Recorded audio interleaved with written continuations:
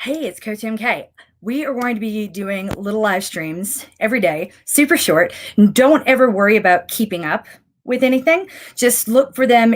We'll list them as resources, depending on what the topic of the broadcast is. One of the things I want to talk about right now was something that was key to my sanity, to my mental health. That's not an exaggeration. During a prolonged period of being indoors, first in 2013 when I had two very young children, 13 and a half months apart.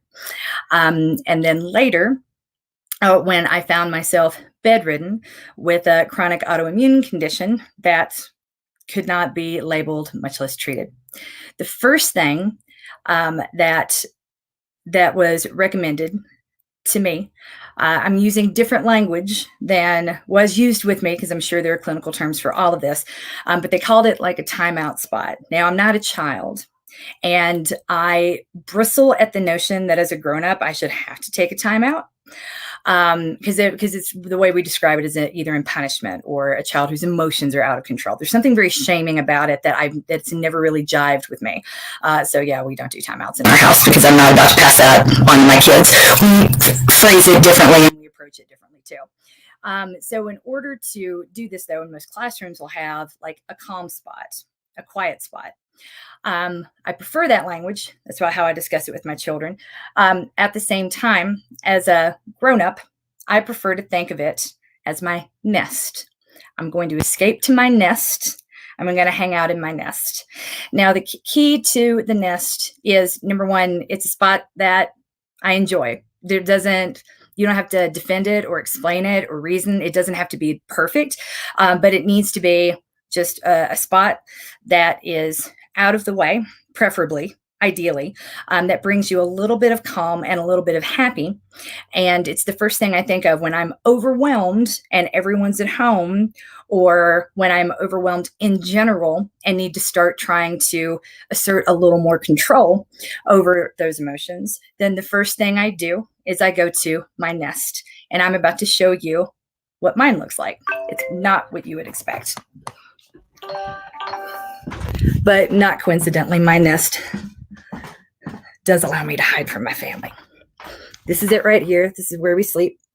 And my nest is this little nook that looks out this window. There, Mr. MK is in the backyard watering the grass. He's really worried about the grass. Part of living in Colorado is having really incredible views. So when I get really overwhelmed and I just need to chill, this is where I do it. We have these up on the windows. They look really classy, but we do it because it gets really hot with the direct sun in the afternoons. And so I'll sit here. Sometimes I'll remove this if I need to. And I'll just sit here wedged between the bed and the window and stare out the window. And if the kids are really out of control, I will position myself a little further inward. So if they come up the stairs and through the bathroom, they can't necessarily see me. That might sound like terrible parenting, but it's perfect self-preservation. It's not like I hide here for days on end or possibly could. It's very tranquil. I can see the interstate. Even now, the cars are always going on the interstate. I can see the light rail, the Denver light rail, and the trains going by. And there's something really meditative about hanging out here, looking at our constantly 360 days a year of clear blue, beautiful sky, looking at the mountains and watching the world go by while I sit here stopped. Doesn't feel like punishment. So if you are finding that day 2 of this entire experience is harder than day 1, I posted something that you can share with your children, the Calm, the blog that goes along with the Calm app with meditations for kids. But your idea of meditation or silence probably needs to start with something similar to a nest that is yours and uniquely yours. Find it somewhere in your home. I would say if day 2 is harder than day 1, then we can't count on day 3 being easier necessarily than day 2. This is a completely new normal, and it's going to take a while to get used to it.